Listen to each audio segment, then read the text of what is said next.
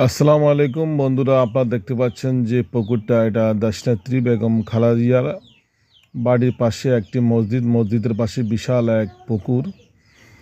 আমরা সেদিন গিয়েছিলাম আমাদের দেশনেত্রী বেগম খালেদা জিয়ার মিলাদ মাহফিল পড়ে নামাজের পর আমরা এই পুকুরটা দেখি। এখানে আমাদের বিএনপির অনেক নেতৃবৃন্দ পুকুরের আশেপাশে এমন সৌন্দর্যভাবে এটা সাজাইছে।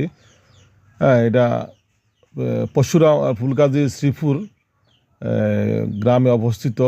এখানে সুন্দর মসজিদ, তারপরে মাদ্রাসা, মক্তব, অপূর্ব মনোরম পরিবেশ, প্রকৃতির অনাবিল পরিবেশ। সন্ধ্যা হলে নেমে আসছে আধার।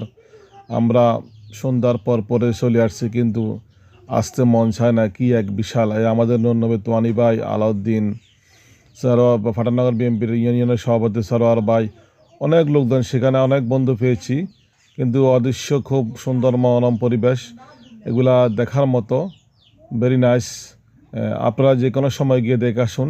ফেনী জেলার ফুলগাজী উপজেলা শ্রীপুর গ্রামের বেগম খালেদা জিয়া বাড়ির পাশে এত বড় সুন্দর একটা পরিবেশ দেখে আসুন।